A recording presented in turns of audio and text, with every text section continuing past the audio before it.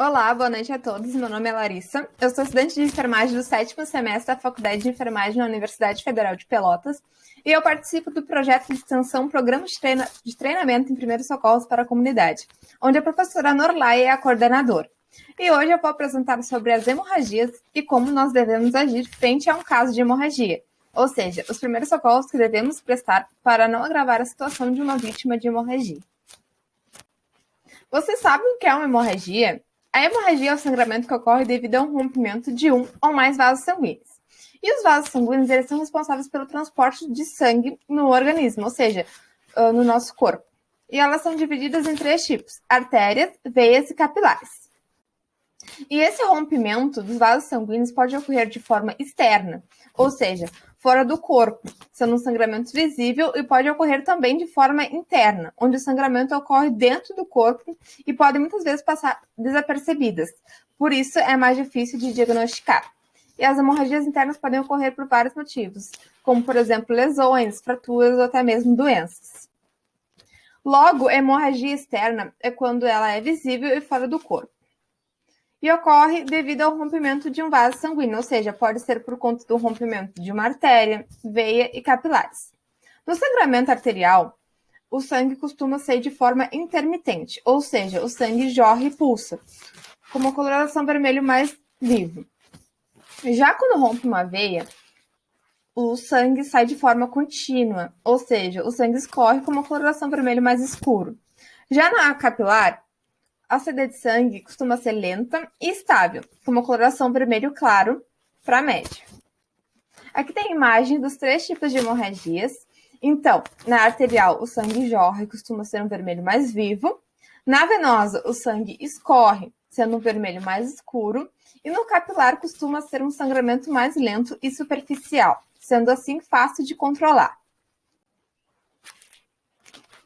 Para controlar a hemorragia externa, o que nós devemos fazer? Primeiramente, avaliar a quantidade e o tipo de hemorragia e, assim, fazer uma pressão direta, que é pressionar com pano, gaze ou compressa de 10 a 30 minutos, seguido de um curativo compressivo no local do ferimento. Isso vai fazer com que ocorra a interrupção do fluxo sanguíneo e vai favorecer a formação do coágulo. O que é o coágulo sanguíneo?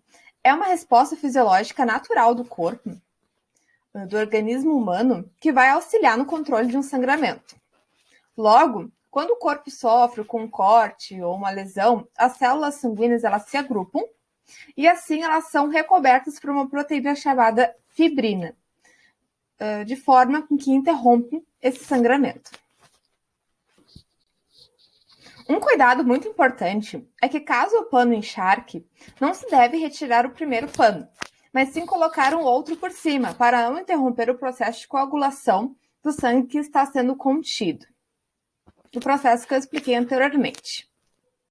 Aqui tem a imagem de como realizar a pressão direta, sendo muito importante a elevação do membro, para assim dificultar a circulação sanguínea naquela região. Após realizar a pressão direta, é relevante promover a fixação pressão de compressa com bandagem ou outro material semelhante para assim manter a compressão e a pressão direta naquele local do ferimento. Além disso, o que a gente pode fazer para controlar a hemorragia externa?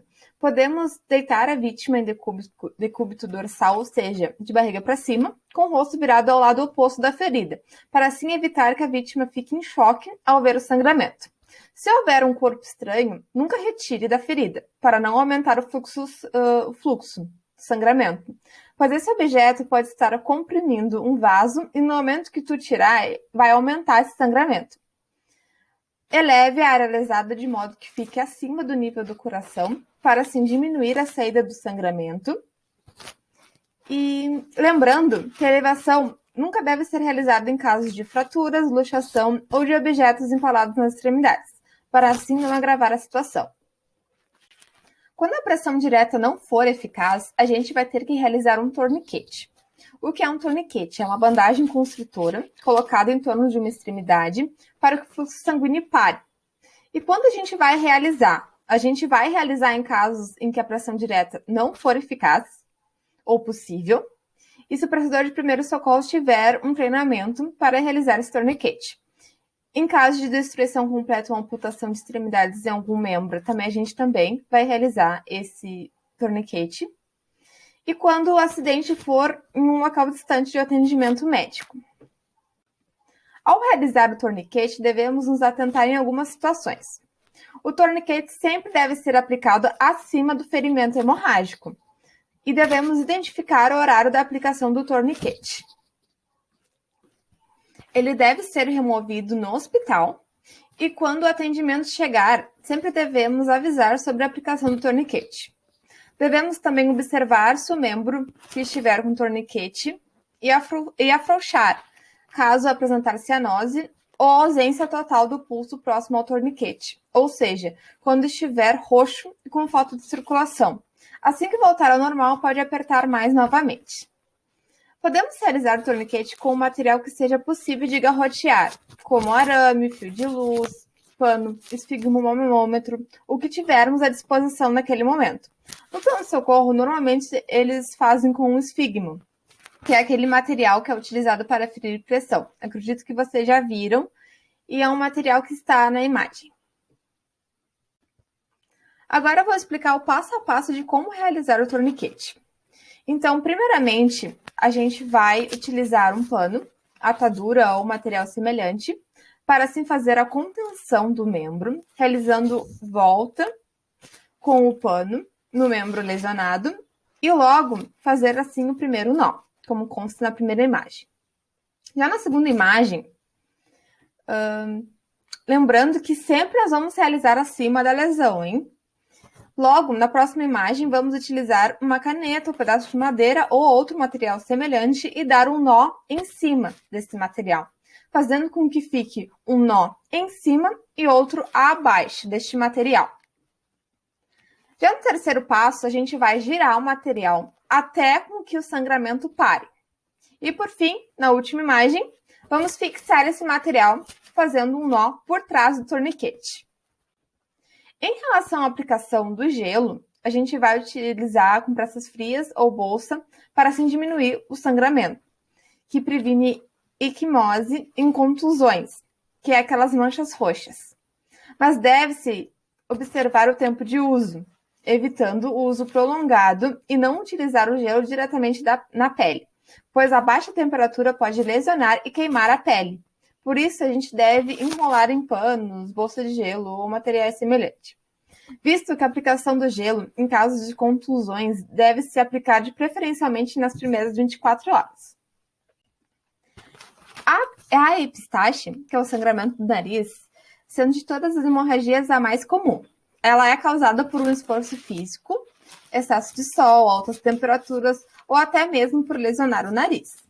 Os primeiros socorros se baseia principalmente em tranquilizar a vítima e sempre sentar a vítima com a cabeça inclinada para a frente, assim como consta na imagem.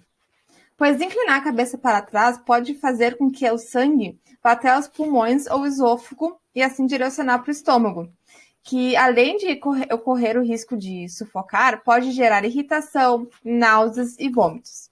Logo, deve fazer a compressão da narina, fazendo a vítima respirar pela boca por 10 minutos, tapando o nariz com algodão ou gaze seca.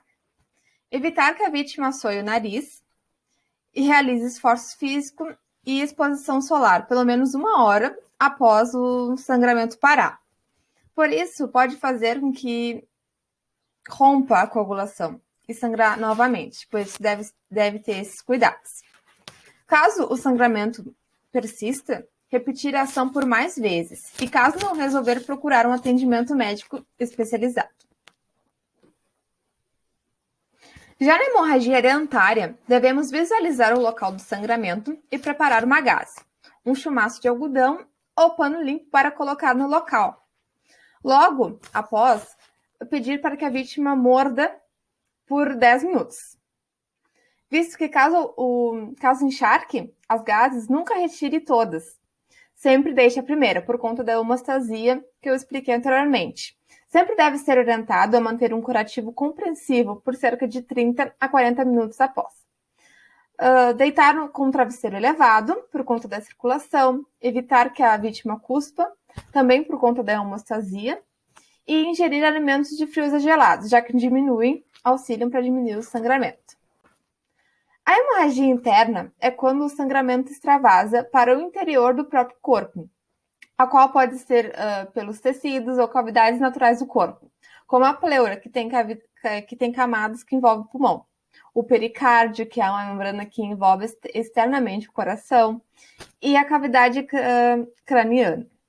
Embora não seja visível, deve-se ter cautela, pois pode ser fatal, já que pode provocar choque rapidamente.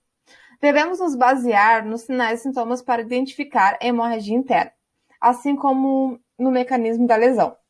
Temos como exemplo a ruptura ou laceração do abdômen ou tórax, podendo exteriorizar-se pelos orifícios naturais do organismo, como, por exemplo, através da boca. A hemorragia interna ela pode ocorrer em casos de acidente violento, sem lesão externa aparente, queda de altura, contusão contra o volante ou objetos rígidos, queda de objetos pesados sobre o corpo. Sempre devemos atentar-se aos sinais e sintomas de hemorragia interna e imediatamente ligar para o 192, SAMU. Se estiver corretamente imobilizado, com as técnicas corretas, levar imediatamente ao atendimento especializado, onde provavelmente vão realizar uma laparotomia exploratória e, assim, avaliar a necessidade de um tratamento cirúrgico. Os sinais e sintomas que a pessoa pode apresentar durante uma hemorragia interna, sempre devemos ficar atento para assim prevenir o choque hipovolêmico, a qual vou explicar melhor posteriormente. Mas a pessoa pode apresentar o pulso fraco e rápido, a pele fria e úmida, pegajosa, as pupilas dilatadas com reação lenta à luz, uma queda de pressão arterial. O paciente pode ficar ansioso, inquieto e com sede. Ele pode apresentar náuseas e vômitos, a respiração fica rápida e profunda. E após os sinais e sintomas, a vítima pode apresentar o choque hipovolêmico e, assim, a perda da consciência e ocorrer uma parada cardiorrespiratória. O choque hipovolêmico é uma situação de falência do sistema cardiocirculatório em manter suficiente a quantidade de sangue circulando para os órgãos. Logo, diminui a perfusão tecidual e os órgãos terão sua função prejudicada, basicamente pela falta de oxigênio, nutrientes e pelo acúmulo de resíduos. Assim, ocorre a falha na circulação cerebral, no que diminui o nível de consciência da vítima e do débito urinário, fazendo aumentar a frequência dos batimentos cardíacos, num esforço para assim manter o fluxo de sangue para os órgãos vitais. Com o agravamento do choque, o músculo cardíaco já comprometido, ele desenvolve bradicardia, que é o ritmo cardíaco lento, e assim levar para uma parada cardíaca. Nesse momento, o coração encontra-se parado, incapaz de bombear sangue para o corpo, sendo necessário iniciar uma RCP, ou seja, a massagem cardíaca. Há existente uma posição para prevenir o choque, a qual jamais deve ser realizada em suspeita de fraturas ou trauma crânioencefálico. Logo, devemos deitar a pessoa e elevar os pés cerca de 30 centímetros, ou o suficiente para que fiquem acima do nível do coração. Sempre manter a pessoa quente, utilizando cobertores ou peças de roupa, como consta nas imagens. Além do posicionamento, também é importante assegurar a respiração adequada, controlar o sangramento, imobilizar as fraturas e manter o calor do corpo e tranquilizar a vítima. Nós sempre devemos agir para prevenir que os sinais e sintomas do choque apareçam. Logo, devemos certificar que a vítima está com as vias aéreas desobstruídas e respirando adequadamente, controlar o sangramento, imobilizar as fraturas, tomar as medidas para aliviar a dor, como curativos, enfaixar, imobilizar e posicionar a vítima de forma adequada. Se possível, sempre colocar a vítima em decúbito dorsal, ou seja, de barriga para cima, e por fim, manter a vítima aquecida sem superaquecê-la, de forma para manter a temperatura corporal. Aqui eu fiz um resumão das ações mais importantes mencionadas durante a aula, então prestem atenção. Sempre devemos tranquilizar o acidentado e assim obter sua colaboração. Manter a vítima em repouso. Devemos suspender a ingestão de líquidos e alimentos. Primeiramente, aplicar o método de pressão direta, nos casos de hemorragia externa. Aplicar a bolsa de gelo ou compressas frias sobre o local afetado em caso de contusões. Em suspeita de hemorragia interna, encaminhar o acidentado para atendimento especializado com urgência e nunca remover os objetos que tenham entrado no corpo da vítima. Logo, a gente está vivenciando uma pandemia. Então, lembre-se que antes de prestar o atendimento de primeiros socorros em hemorragia, tem que realizar o uso da máscara, higienizar as mãos e utilizar luvas descartáveis durante o atendimento. Visto que proteger as mãos com luvas ou outro material semelhante sempre é necessário nos casos de hemorragias, para garantir as melhores condições de segurança para si e para a vítima. Aqui as referências que eu utilizei para esse trabalho. Muito obrigada pela atenção, espero que tenha sido de muito aprendizado e estou disponível para responder todas as dúvidas que surgirem.